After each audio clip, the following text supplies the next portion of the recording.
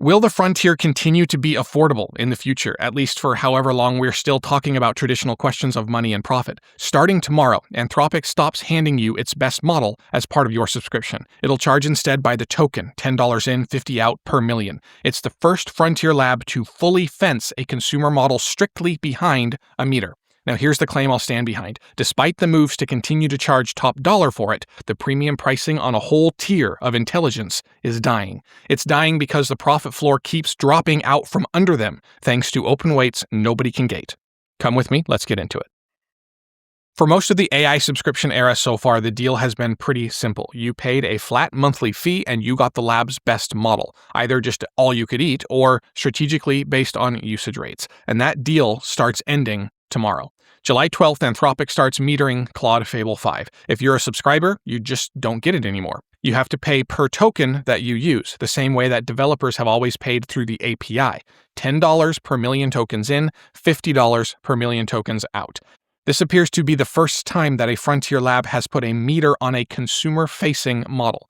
Anthropic says the reason is compute. There's just not enough of it, and the company framed the move as temporary. It wants to fold Fable back into subscriptions, in its words, when sufficient capacity allows. So hold that as the company's framing. It's a claim about its own motives. And the company wins if you believe the meter is just a hiccup. Because look at what else happened the same week. Meta opened its Muse Spark 1.1 model as a paid developer tier, and Zuckerberg pledged aggressive pricing, among the most affordable out there. And Elon Musk sent a Friday memo telling Tesla staff to switch to Grok. Now, listen to what he admitted. Grok is worse, he said. His exact words are, Fable is definitely better than Grok 4.5, but most tasks don't require Fable-level capability. So the whole pitch is that Grok is cheap enough to do most of the work. About 13 cents a task against $1.57 for Fable, roughly a 12th of the cost. And Musk exempted Grok from the $200 weekly AI spending cap that he just put on Tesla, a cap that hits every competing model but his own. Electrek read that really plainly as self-dealing, and that's a fair read. Now, why are the labs suddenly fighting on price at all? Follow the money underneath. Sequoia's David Kahn estimates $1.5 trillion in AI infrastructure spending for 2026 alone. To justify that, the industry needs around $3 trillion in revenue. And where's it actually at? Anthropic reportedly sits near $60 billion in annualized revenue. OpenAI reportedly brought in around $13 billion in 2025. That is a wide gap. Apollo's Torsten Slok warned that if the payoff comes slower than promised, it could tip the S&P into a correction. So the surface story is scarcity coming back, meters, fences, pay-per-use. But run your eye under that. GPT 5.6 landed 54% more token efficiency on coding than the model before it, in order to be competitive. The cost of a given capability, therefore, keeps falling, and the capability doesn't stay fenced. Hugging Face's CEO Clem DeLange says companies now start on the frontier APIs and move to open weights as they scale. So Hugging Face's platform already reaches roughly half the Fortune 500. Once a lab publishes the weights, nobody can claw them back. So here's the line to carry out of this. The labs are metering the ceiling precisely because the profit floor keeps dropping out from under them. You can fence a model, but you cannot fence a capability that's already walking around in open weights free. Let's shift to another fight over something that's really hard to fence, and this one is in a courtroom. On Friday, Apple sued OpenAI. The suit landed in a San Jose federal court, and it names OpenAI along with a man named Tang Tan. Tan spent 24 years at Apple. He led iPhone product design, and then he left for OpenAI's hardware effort. Apple's allegation is really vivid. It says Tan and others coached departing Apple employees to carry prototypes, internal designs, and supplier relationships out the door with them. It says that they slipped past the company's security, and it says that in some cases they brought, quote, actual parts to show and tell during their job interviews. Apple doesn't hold back on OpenAI's device business. The filing says that business now rests on the shakiest of foundations, rotten to its core by its illegal reliance on misappropriated trade secrets. That's a quote. Now, let's keep something straight here. That is the plaintiff's opening argument. Rotten to its core is Apple's rhetoric, not a finding, and frankly, in my opinion, applies more to Apple than to most companies.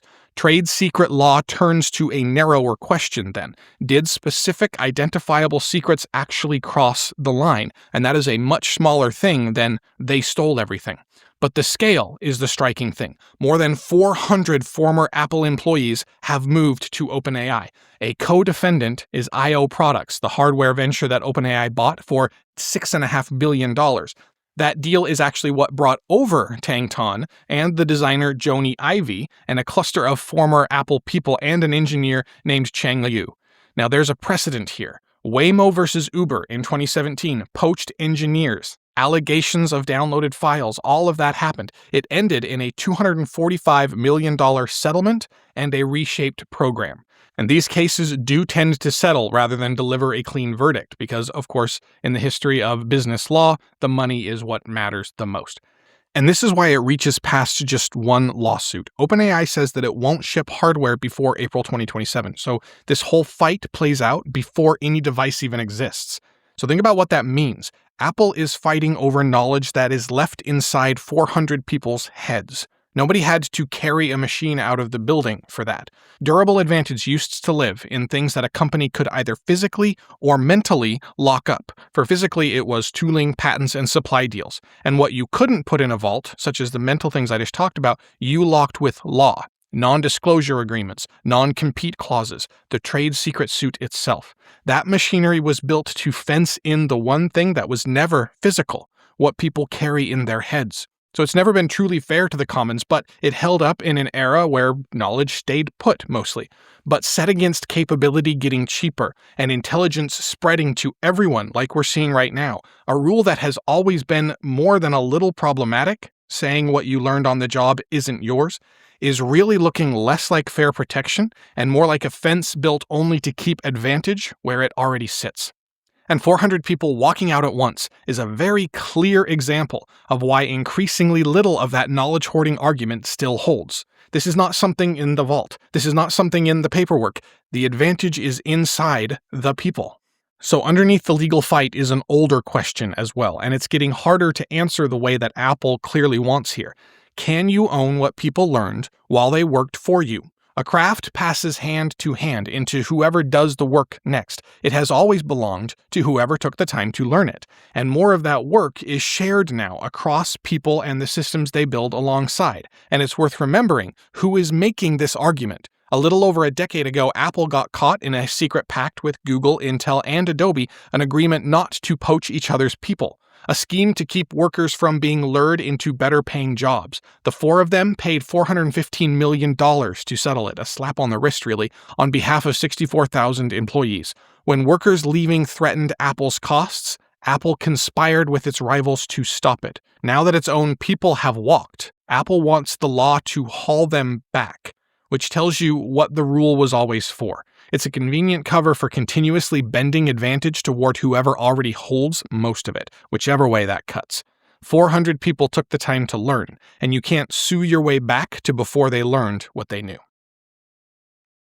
Now over to the company on the other side of that migration and what they are doing to keep the people who keep it safe. OpenAI is reshuffling its safety leadership. The head of safety systems, Johannes Heidecke, is leaving. He joined in 2021 and had led the group up to 2024. Safety teams will now report through Mia Glaze, whose role expands to VP of Research and Safety.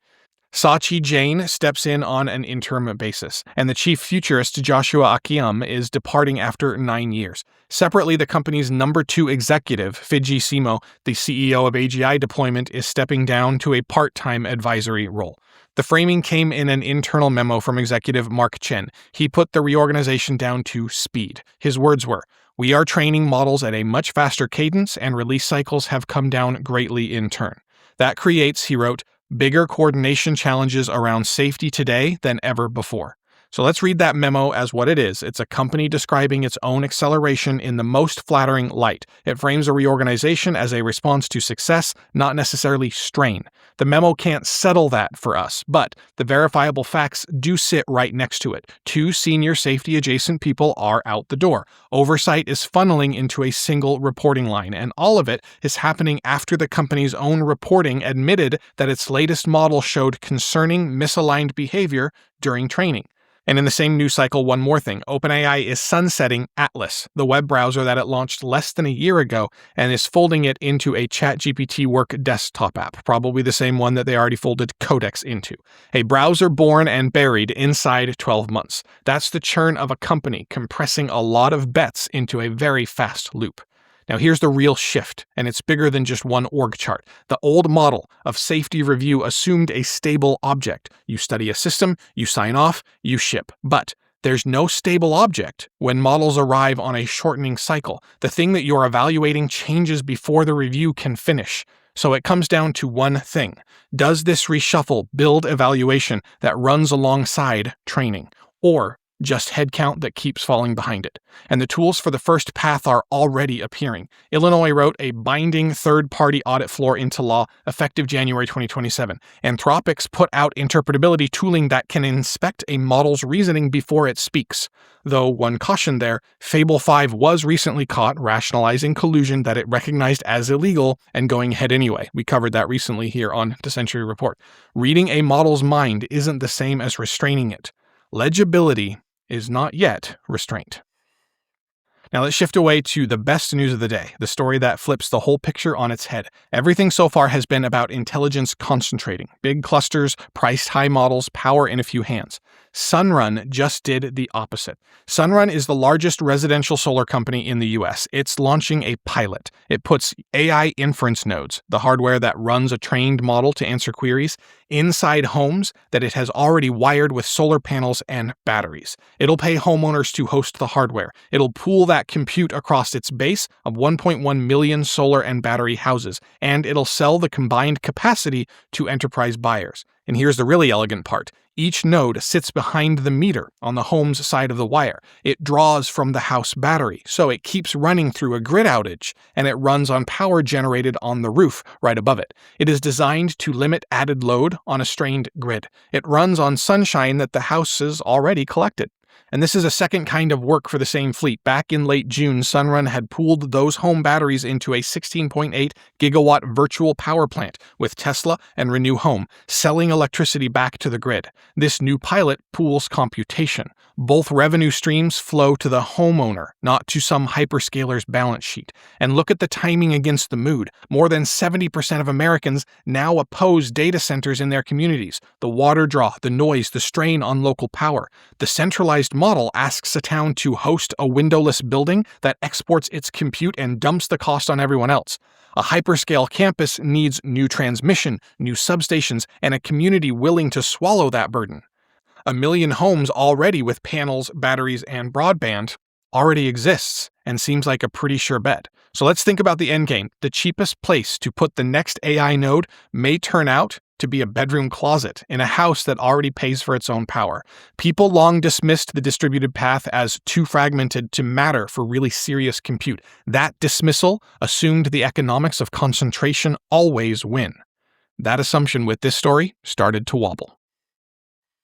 All right, last one for today, and it's about the calendar, the shape of how fast medicine is moving, because in a single reporting window, 4 different barriers that usually fall alone decades apart gave way together. So let's start with the brain. Recurring glioblastoma is the deadliest common brain cancer, and when it comes back, immunotherapy has almost never worked. The brain's environment exhausts the immune cells meant to fight it. A phase 1 trial in Nature Medicine published on July 10th went after a molecule called LAG3, a checkpoint tied to that exhaustion. The combination of relatlimab plus nivolumab across 46 patients lifted 12-month survival to 52.2%, against 34.8% for the antibody alone, and against roughly 22% historically. 5 patients lived past 2 years. Now, the honest part here, though, on review, no tumor responses were confirmed. So this is a durable survival tale in a disease that rarely offers one, but not a cure outright. The team is planning a phase 2 study. A day earlier, also in Nature Medicine, the pancreas. KRAS G12D is one of the most common cancer-driving mutations, and doctors called it undruggable for decades. But now, a drug called HRS-4642 was paired with chemo in 30 treatment-naive metastatic patients. They packaged that drug in a fat bubble nanoparticle, a liposomal carrier, and they gave it by IV to sidestep the gut toxicity that limits the oral versions. And it drove a confirmed 63.3% response. And this is what gives it weight. Back in May, a different team hit the same target with a different chemistry. 2 independent groups now converge on an oncogene that resisted everyone for a generation.